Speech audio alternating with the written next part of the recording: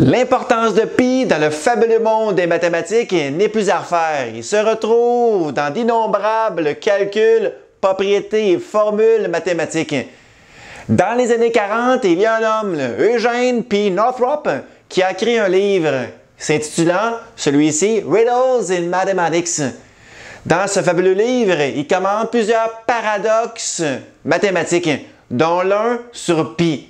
Vous allez voir que la propriété que je vous fais faire découvrir va vous étonner sur un moyen temps. La propriété stupéfiante de pi affirme dans ce beau paradoxe que toute série doit converger vers pi. Une série est une suite de termes que nous devons sommer. Comme par exemple, affirmons que la série suivante converge. A1 plus A2 plus A3 plus A4 plus A5 plus indéfiniment la somme de nombres réels converge. Par la suite, établissons des égalités totalement vraies. Au départ, A1 est clairement égal à pi plus la parenthèse A1 moins pi. Clairement, le résultat de l'opération suivante est clairement A1. Pi plus moins pi, 0 plus A1, A1, A1 est bel et bien A1, tout concorde. Deuxième égalité totalement vraie, parlons de A2, le deuxième terme de notre série. A2 est bel et bien égal au résultat final de cette grande opération. J'ai juste reconduit ici A1 moins pi en travers son opposé, plus la parenthèse, la somme de A1 et de A2 en bout de ligne moins pi. Évidemment ici, moins A1 plus A1, il ne resterait plus d'A1, moins pi, pi, plus moins pi, les pi s'annuleraient 2 à 2, il ne resterait juste A2, d'où A2 égale A2, égalité totalement vraie. Par ce même principe, voici deux nouvelles égalités vraies par rapport ici à A3 et le terme ici A4. Évidemment, par la même procédure, j'ai reconduit cette parenthèse à travers cet opposé, plus cette parenthèse ici par le même principe de la somme de mes trois premiers termes déduit avec pi en bout de ligne. Si vous remarquez bien, j'ai bel et bien A3 égale à A3 par ce calcul. Faites-le par vous-même rapidement.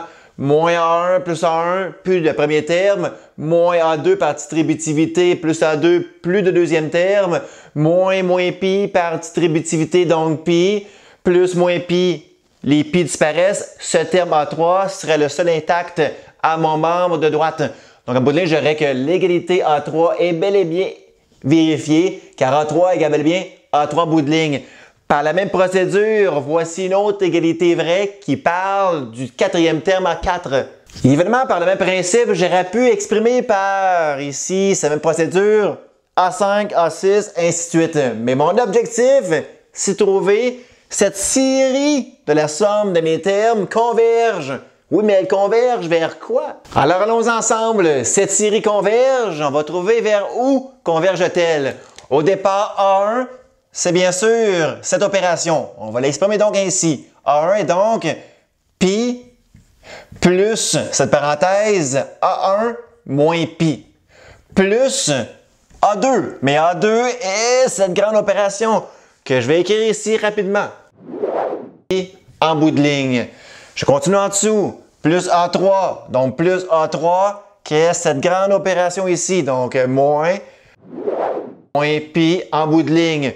Plus A4, qui serait bien sûr ici, cette grande opération. Moins pi en bout de ligne. Plus indéfiniment, de cette même manière, A5 plus A6, ainsi de suite. Et évidemment, chose très simple, ce duo plus moins, c'est comme dire bien sûr ici en bout de ligne, soustraction. Pareil, plus moins, plus moins. Après coup, si vous remarquez bien, toutes les parenthèses s'annulent 2 à 2, c'est-à-dire celle-ci avec celle-ci, cette deuxième parenthèse suivante avec donc cette même parenthèse qui se soustrait, donc elles disparaissent. Celle-ci disparaît avec celle-ci, bien sûr. Celle-ci disparaîtrait avec la suivante, croyez-moi, et ainsi de suite. Toutes les parenthèses disparaîtraient 2 à 2. Pour qu'il nous reste, chose stupéfiante à bout de ligne, seulement que pi.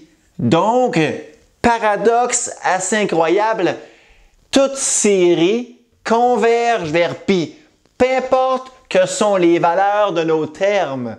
Et l'une des conséquences de ce paradoxe, donc de cette démonstration, c'est si tous les AI à partir de A5 étaient nuls, donc A5, A6, A7, ainsi de suite seraient nuls, on pourrait affirmer donc la chose suivante, que A1 plus A2 plus A3 plus A4 serait pi en bout de ligne. Ce qui signifierait, chose absurde, on en convient tous, que la somme de n'importe quel 4 nombres doit donner pi. Encore mieux que ça, c'est si dans cette série, on affirmait que tous les AI à partir de A2 étaient nuls. On pourrait affirmer la chose encore plus paradoxale que A1 serait égal à pi. Tout nombre serait pi. Évidemment, toute cette démonstration est absurde. Ça l'approuve que nous devons absolument étudier les séries de manière intelligente. Cela prouve également que nous pouvons faire souvent parler faussement les nombres comme bon nous semble. Il est naïf de croire que tout ce qui est vrai pour les sommes finies sont aussi vrais également pour les sommes infinies. Comme dans le petit exemple suivant, vous savez tous que 0 égale 1 moins 1, 0 égale 1 moins 1, et ainsi de suite. Et que par la suite, nous sommons tous les membres de gauche de ces équations. Nous obtenons clairement ici 0 plus 0 plus 0 plus 0 plus indéfiniment la somme de 0. Et que aussi, nous additionnons tous les termes du membre de droite de ces équations. Nous obtenons aisément, évidemment, la somme de 1 moins 1 indéfiniment. Évidemment, le membre de gauche de cette équation est 0. À droite, je vais remanier un petit peu le tout autrement.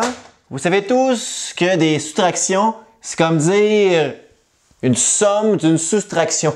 Autrement dit, ce moins pourrait être reconnu comme étant plus moins. Plus moins, c'est comme dire moins. Pareil comme celui-ci. Celui-ci. Ainsi que celui-ci. Donc, j'ai rien changé. Moins, plus moins, ainsi de suite. Donc, le membre de droite, on va changer comme étant la chose suivante. 1 plus, entre parenthèses, moins 1 plus 1. Plus, moins 1 plus 1. Plus, moins 1 plus 1, ainsi de suite. Donc, j'ai associé ensemble ces termes. Moins 1 plus 1. Moins 1 plus 1. Moins 1 plus 1, et ainsi de suite. Par après, bien sûr, 0 égale. Ceci disparaît. Moins 1 plus 1, 0. Pareil comme cette parenthèse, et ainsi de suite. On obtient ici que le membre de droite serait carrément 1. Est-ce que 0 égale 1? Je pense pas. Donc, voici un bel exemple rapide qui prouve que lorsque nous étudions de manière assez rudimentaire et faussement, que lorsque nous étudions les séries qui sont finies et nous appliquons les mêmes principes dans les séries infinies, nous arrivons à des choses absurdes et il existe des théorèmes importants à considérer et à respecter lorsque nous étudions des séries divergentes autant que convergentes. En espérant vous ayez apprécié cette belle capsule qui concernait pi, un nombre fabuleux, nombre irrationnel important dans notre vie de mathématicien et mathématicienne. À plus!